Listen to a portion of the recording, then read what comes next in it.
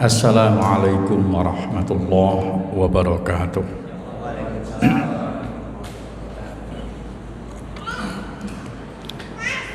Alhamdulillahirabbil alamin wa bihi nasta'in wa ala umurid dunya waddin. Asyhadu an la ilaha illallah wahdahu la syarikalah wa asyhadu anna Muhammadan abduhu wa rasuluh wala nabiyya ba'da. Allahumma salli wa sallim wa barik ala nabiyyil karim wa ala alihi wa ashabihi ajma'in. Qala Allah ta'ala fil Qur'anil Karim, a'udzu billahi minasy syaithanir rajim. Bismillahirrahmanirrahim. Ya ayyuhalladzina amanu udkhulu fis-silmi kaffah wa la tattabi'u khutuwatis syaitan innahu lakum aduwwum mubin. Shadaqallahul azim. Hadirin jamaah yang dirahmati Allah Subhanahu wa taala, marilah kita bersyukur kepada Allah atas nikmat rahmat yang diberikan kepada kita sekalian, sehingga pada malam ini kita masih ditakdirkan oleh Allah dalam keadaan sehat walafiat dan diberikan kemudahan untuk melangkahkan kaki menuju kebaikan, memudahkan kita dalam melaksanakan tugas-tugas baik kepada Allah maupun kepada sesama manusia. Hadirin jamaah yang rahmati Allah, di ujung Ramadan ini yang perlu kita jaga itu adalah tetapnya niat di dalam beribadah kepada Allah. Sebab kadang-kadang di akhir Ramadan banyak kita yang berlomba-lomba untuk beribadah tetapi lupa dalam menata niat. Yang pertama, yang kedua, kita tingkatkan memang ibadah ini. Meningkatkan ibadah itu artinya adalah melakukan satu perbuatan yang sesungguhnya nilainya itu adalah untuk keikhlasan untuk Allah Subhanahu wa taala. Sehingga dua hal itu yang akan menjadikan kita radhiyallahu anhum wa radu'an. Kita akan diridhoi oleh Allah lantaran perbuatan kita yang kita jaga di dalam menata niat tadi dan dalam menata peningkatan amal ibadah tadi. Hadirin jamaah yang dirahmati Allah Subhanahu wa taala. Sesuai dengan topik yang disampaikan, kadang-kadang kita ini sering merasa berat menghadapi kehidupan ini. Kadang kita sering merasa susah, padahal kita juga sudah melakukan ibadah, kita sudah sholat, kita sudah puasa, kita sudah berdoa, bahkan kita sudah berderma kepada orang lain. Tapi kadang-kadang dalam hidup ini kita sering menghadapi dunia ini seolah terasa berat, seolah terasa susah itu. Apa penyebabnya dan bagaimana cara kita di dalam mengobati atau solusi dalam menghadapi perasaan tersebut? Hadirin jamaah yang dirahmati Allah Subhanahu wa taala.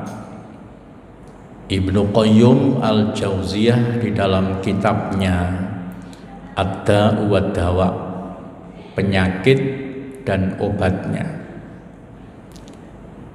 ada satu tulisan beliau yang terkait dengan yang saya sampaikan, yaitu apabila seorang hamba itu menghadapi hidupnya terasa berat, terasa susah, maka hamba tersebut harus melakukan dua hal. Dan dua hal itu adalah bentuk introspeksi. Introspeksi itu artinya adalah muhasabah. Yang pertama, beliau mengatakan bahwa kaifa tasdiqu min hadfil hayati. Yang kita lihat adalah bagaimana sikap kita terhadap agama kita. Sikap kita terhadap agama dalam arti bagaimana agama itu memberikan tuntunan kepada kita terkait dengan tujuan hidup kita. Hadirin jamaah yang dirahmati Allah, agama menjelaskan bahwa tugas kita itu yang pertama adalah sebagai hamba Allah atau abdillah. Yang kedua adalah sebagai khalifatullah atau pemelihara alam ini. Ketika manusia mendapat tugas dari Allah dua hal itu, agar supaya manusia bisa menjalankan tugas itu dengan baik, maka Allah menurunkan tuntunan tata cara yang harus dijadikan pedoman oleh setiap hamba tersebut dalam melaksanakan tugas pokok itu, yaitu yang kita sebut dengan agama. Di dalam agama ini sebelum kita melakukannya, kita jadikan sebagai panduannya, maka agama ini harus kita pahami. Setelah kita pahami, agama ini harus kita yakini. Yakini terhadap kebenaran itu. Mengapa harus dengan yakin? Karena keyakinan itu ibarat seperti roh yang bisa menggerakkan fisik seseorang. Kita bayangkan saja ketika kita bekerja, kita tidak yakin dengan pekerjaan yang kita lakukan. Pastilah pada saat kita bekerja itu seperti tidak ada motivasi, tidak ada dorongan, karena kita tidak merasa ada manfaatnya pekerjaan itu. Tapi kalau kita bekerja, yang kemudian kita punya keyakinan di dalam pekerjaan itu bisa bermanfaat bagi diri saya, manfaat bagi keluarga saya, maka pada saat kita bekerja itu pasti ada gerakan itu. Dan itu adalah keyakinan. Sehingga yang pertama kita harus memahami dan membenarkan, meyakini Islam itu sebagai pedoman hidup kita. Allah mengingatkan ini dalam surat Yusuf ayat ke-108. A'udzu billahi minasyaitonir rajim. Bismillahirrahmanirrahim. Qul hadhihi sabili ad'u ila Allahi ala basiratin ana wa manittaba'ani wa subhanallahi wa ma ana minal musyrikin. Katakanlah hai Muhammad, hada sabili, hadhihi sabili, ini adalah jalanku, ini adalah tuntunanku yang aku dan orang-orang yang mengikutiku, kata Rasulullah, telah mengajak kamu kepada ajaran ini dengan keyakinan, ala basirati, keyakinan. Oleh karena itu, keyakinan dalam setiap pemahaman terhadap ajaran Islam itu penting, agar supaya kita itu di dalam melakukan sesuatu itu ada ghirah, ada dorongan, ada gairahnya. Kadang-kadang kita sudah melakukan sesuatu dalam bentuk ibadah misalnya, tapi terkadang ibadah yang kita lakukan itu seperti tidak ada nilainya. Kita sudah berdoa juga, tapi kadang-kadang dalam doa itu kita seperti tidak ada nilainya. Ini kalau kita betul-betul mau melakukan introspeksi, kemungkinan ada kurangnya di keyakinan kita terhadap kebenaran agama. Itu yang pertama. Yang kedua, beliau mengatakan ikhfatis suluki ma'annas. Beliau mengatakan jaga perilakumu terhadap sesama manusia.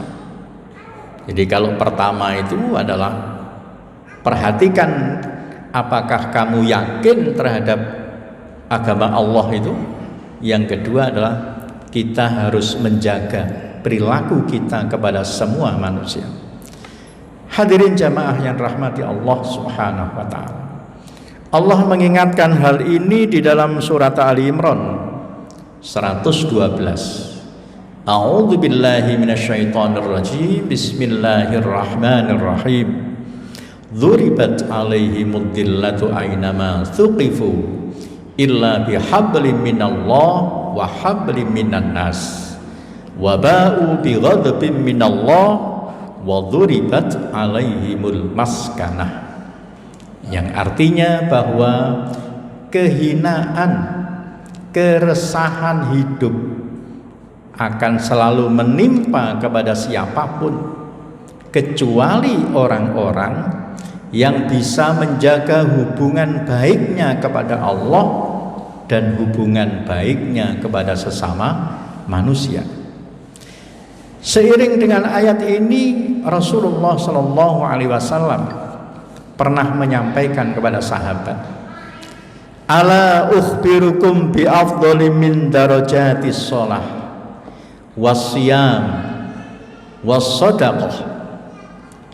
Apakah kamu mau saya tunjukkan suatu amalan yang nilainya lebih tinggi daripada sholat, daripada puasa, dan daripada sedekah? Sahabat pun menjawab, qalu bala, iya ya Rasulullah. Artinya kepingin tahu. Rasulullah menyatakan, qala islahu dzatil bayyin wa fasadin dzatil bayyin hiyal khaliqah.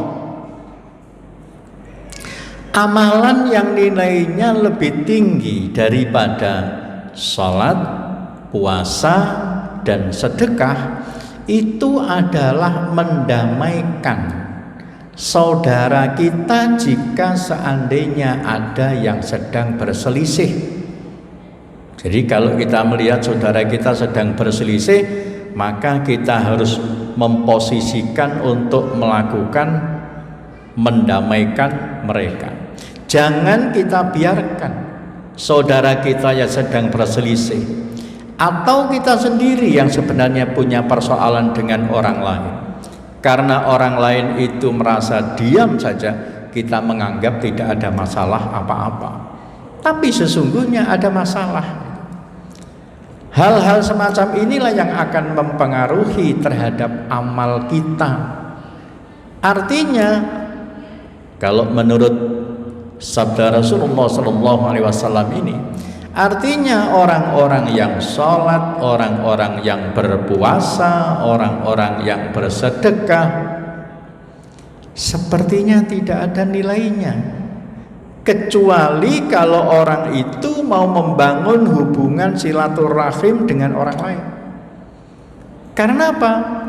Kalau kita misalnya melakukan ibadah kepada Allah, sholat itu, sampai-sampai kita merasa kenikmatan ketika beribadah, kenikmatan ketika berkeyakinan kepada Allah, tetapi kita tidak membangun hubungan sosial, maka itu berarti kurang sempurnalah perilaku keagamaan dalam kehidupan kita.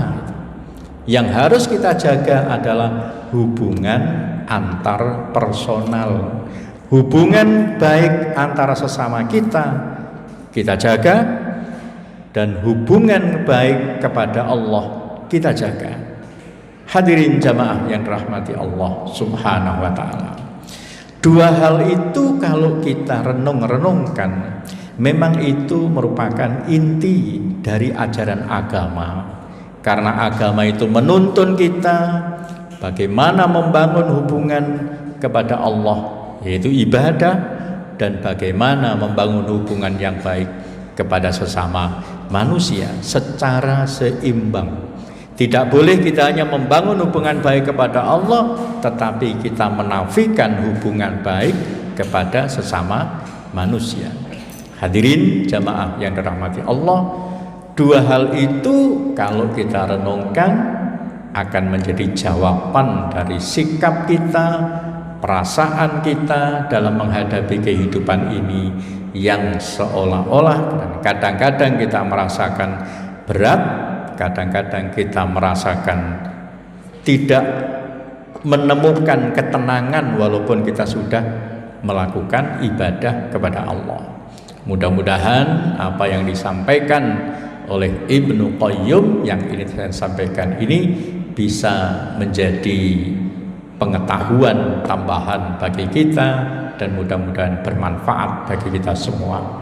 Aqulu qouli hadza, assalamualaikum warahmatullahi wabarakatuh.